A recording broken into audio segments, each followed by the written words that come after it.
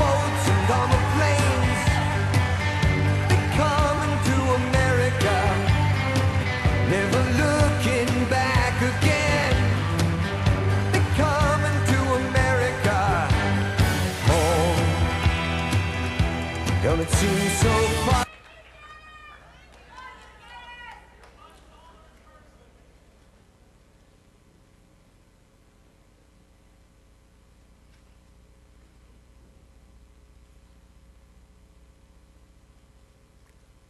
Our nation is waiting for a grand vision which connects us with a deeper sense of who we are as a people. Our nation is waiting for a grand vision which is propelled by a sense of joy and optimism.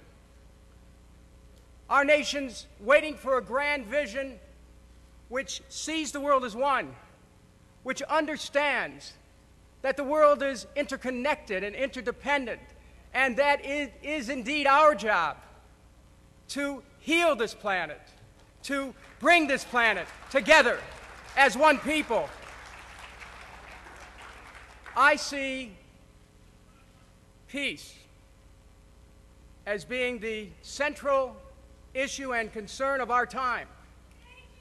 I see all of the issues that we're speaking about connected to peace, with peace at the center. And in a Kucinich administration, we would begin with an understanding of the centrality of peace to life in the United States and to life on our planet. We would begin with policies which reject war as an instrument of policy.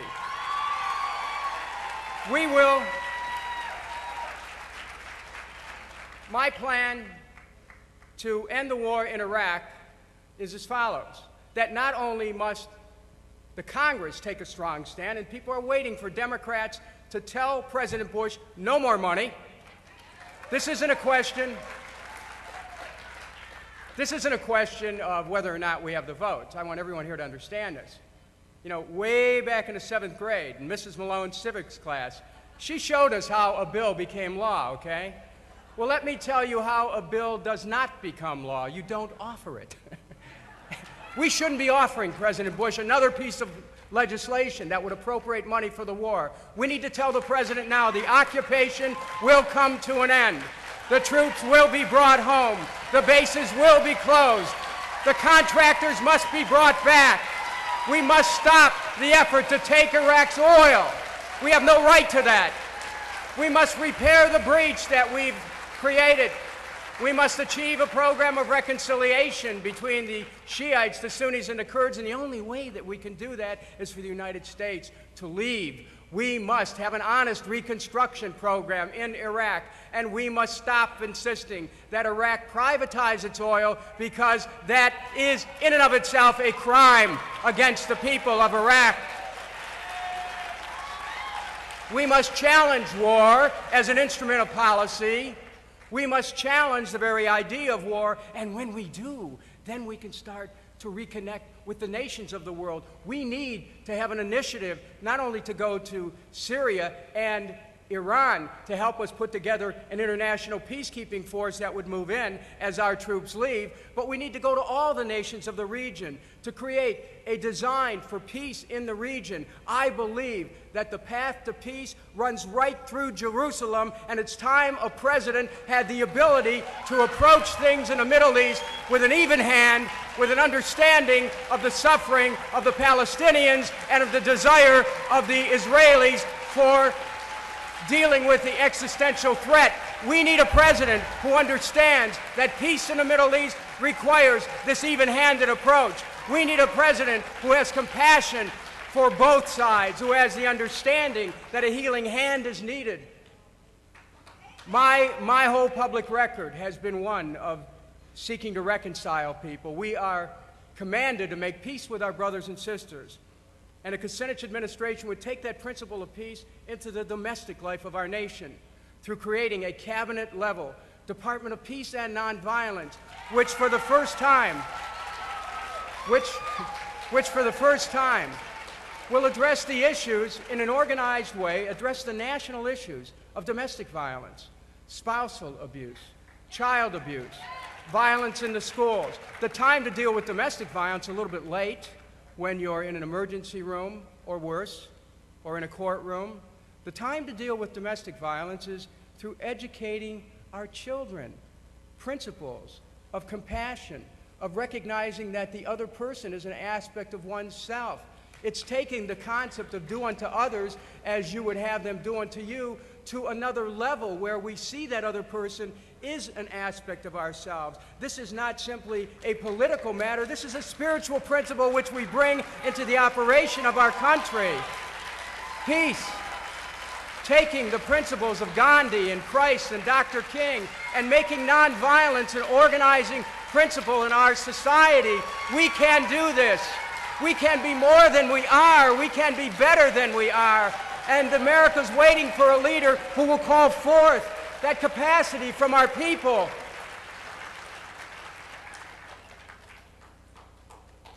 We need to understand the connection between peace and the environment. We know that life on our planet is threatened by the twin threats of global warring and global warming. They are linked, and we have to understand that as we cognize the world as being interconnected and interdependent, we know that resource wars are passé, and that the focus on sustainability will create peace. We know that as we move away from an addiction to oil and coal and go to green energy, to wind and solar and fuel cell technology, we reduce our carbon footprint, we reduce this quest for, and lust for oil, we create relations with other nations that we do not try to take their resources, we move forward with harmony with each other and harmony with nature. We have to understand that our commerce must be guided by this principle of harmony. Our green commerce must be the way that America proceeds. Government has to play a role in recognizing that the economy is part of the environment and not the other way around. We need to have renewable energy. We have to preserve our water.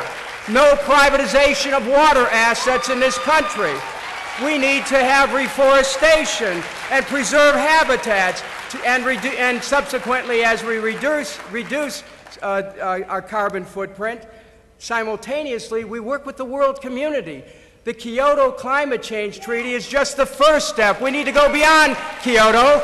We need to reach out to the world and reduce our carbon emissions. And we need to have environmental protection to secure our food supplies. Another path towards peace in connection and harmony with our environment is our trade laws. One of my first acts in office will be to cancel NAFTA and the WTO and move to trade conditioned on environmental quality principles. Trade must come in harmony with environmental consciousness. Trade must be aware of the imperative of protecting our air, our water, and our land. And under a Kucinich presidency, when we cancel NAFTA, we go to the nations of the world and we say, let us work together to prepare for a time when the air and the water is clean. We need a president who's ready to call that capacity forward from the people. And what would that involve? It would involve the creation of what I call a WGA, a Works Green Administration, just like President Roosevelt created a WPA, where we built public works all over this country.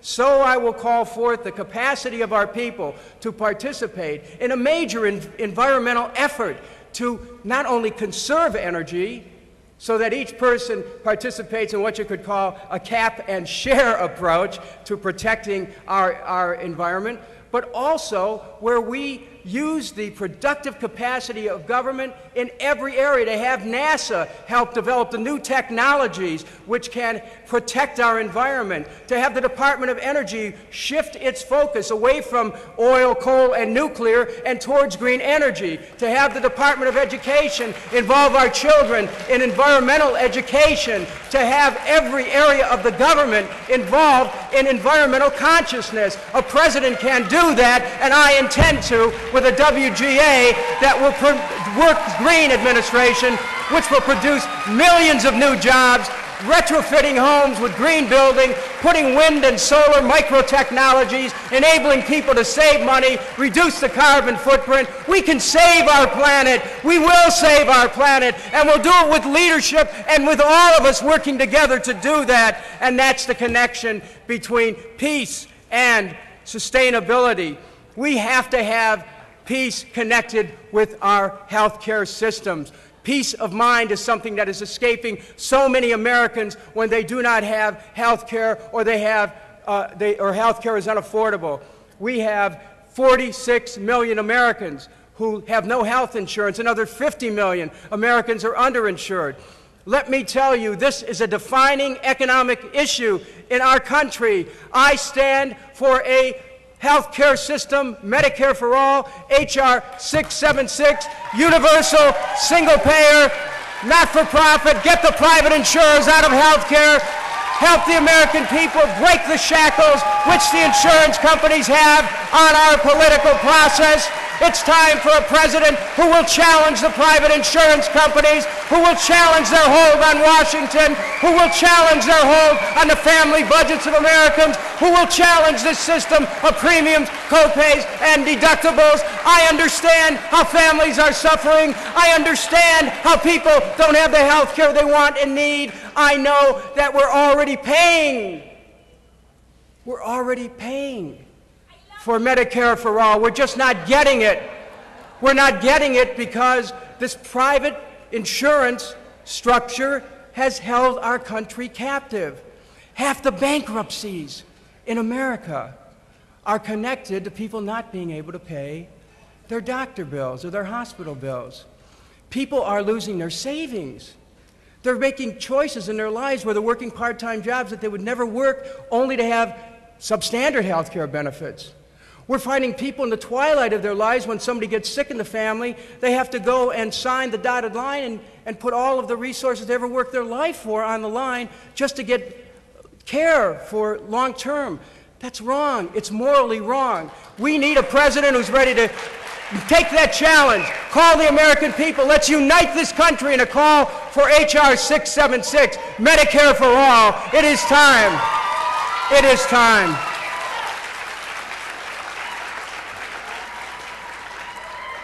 Peace is connected to a healthy economy. We have to see that we have jobs for all. I reject this idea that a certain amount of unemployment is necessary to the proper functioning of the economy. That's good for the economists who are employed who say that, but it's not good for our people everywhere. I will create millions of new jobs, not only with a WGA, but with a new WPA to rebuild America, rebuild our schools, our water systems, our sewer systems, our bridges, new mass transit. We need a multi-billion-dollar investment in America every year, creating the jobs that will rebuild America. We need, not only when we talk about canceling NAFTA and the WTO, we have to recognize that commerce must be guided by moral principles. This is something that I understand from my own spiritual training. The encyclicals of Leo XIII, Rerum Novarum, the encyclical of Paul VI, Popularum Progresso, talked about the connection between spiritual principles and commerce. Our commerce is devoid of spiritual principles until a president stands up and says, workers in this country and all countries must have the right to organize, the right to collective bargaining, the right to strike, the right to decent wages and benefits, the right to a secure retirement, the right to participate in the political process, the right to a safe workplace. Workers' rights are human rights, and there is a moral arc that we have to follow in all of our commerce. It's time for a president who understood the concerns of workers, who stood for workers.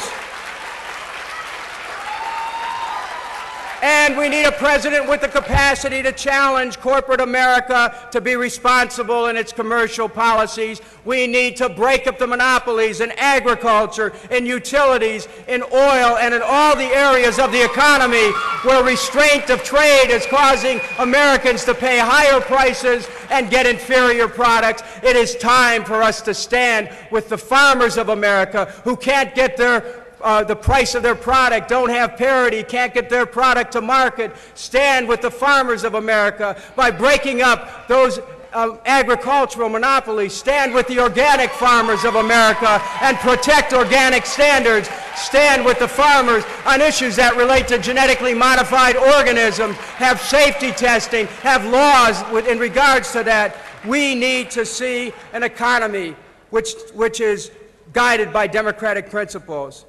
From the imperative of peace to the imperative of a healthy planet to the imperative of health care and the imperative of a healthy economy, we go to the imperative of immigrant rights. When I came to the stage,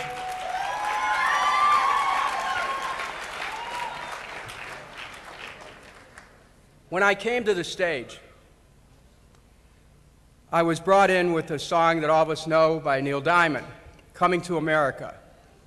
And I made that choice because I want this country to reconnect, truly, with the dimension of America which welcomed people.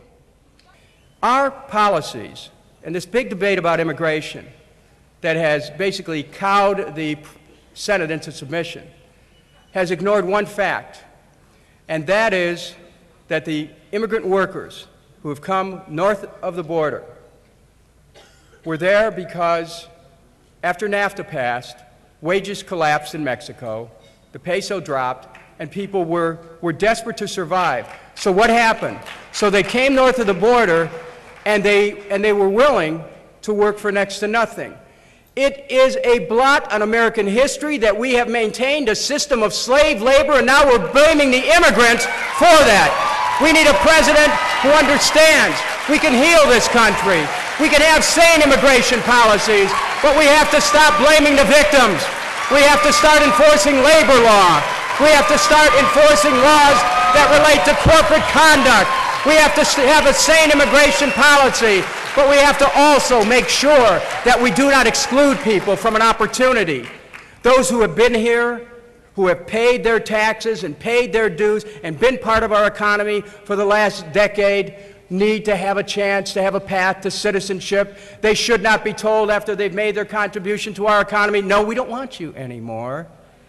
Go home, because America is their new home.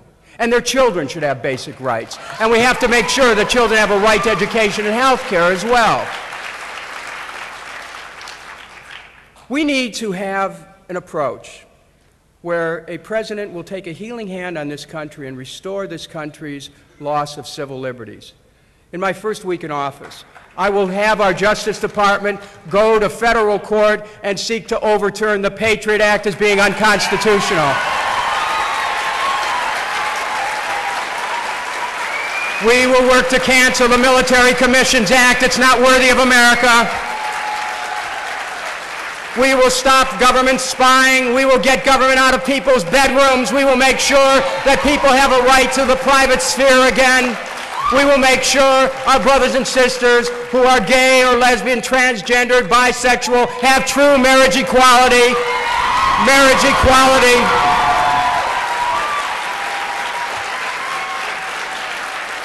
This country needs a healing hand, one that will look at the issue of abortion and understand that we can reconcile it by saying we can make abortions less necessary, but with a universal health care program we can finally have prenatal care, postnatal care, child care, universal health care, a living wage, help create the climate that will foster people to make choices that will be confirming of life.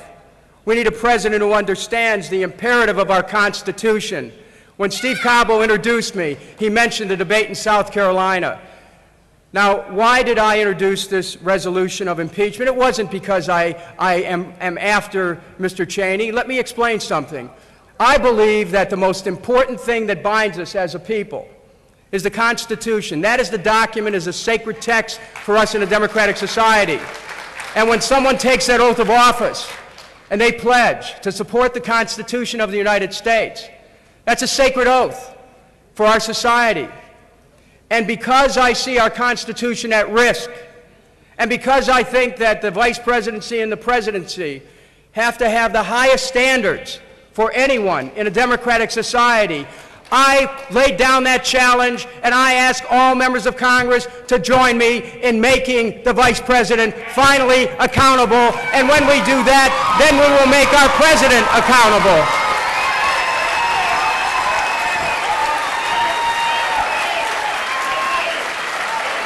This is about our Constitution. It is about our adherence to international law. And there is a connection between peace and international law. There's an imperative to uphold international law. As President of the United States, I'll move to have the United States join the International Criminal Court. It is absolutely necessary that all of us be held to the same standards that we would want everyone else in the world held to.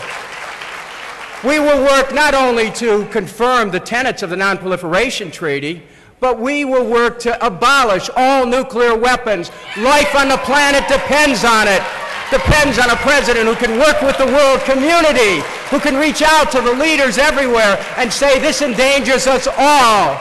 Let's beat our swords into plowshares, our spears into pruning hooks. Let's move away from all the threats to our planet. I want to see America take a strong stand for international law by fully participating in the Biological Weapons Convention, the Chemical Weapons Convention, the Small Arms Treaty, the Landmine Treaty. We must join Kyoto and go beyond Kyoto, as I mentioned. My friends, under a Kucinich administration, the world, which has been separated from America in many ways by the policies of this administration, will, with a United States President who comes forward with a sense of compassion and integrity and authenticity, who understands the imperative of human unity, the world is ready to fall in love with America all over again. It's time for us to think in terms of reconnecting with the world community. I tell you, there's a new America out there and a new world out there. I can see it. It is just waiting to be called forward. It is waiting for us to see it together. It is waiting for us to see a nation at peace, a nation with full employment, a nation with health care for all, a nation with education for all, a nation with peace for all, a nation with civil liberties for all, a nation with compassion for all, a nation with love for all. This is a new America. Let's call it forward. This is the country we love. Let's make it happen. America, America, America. Thank you.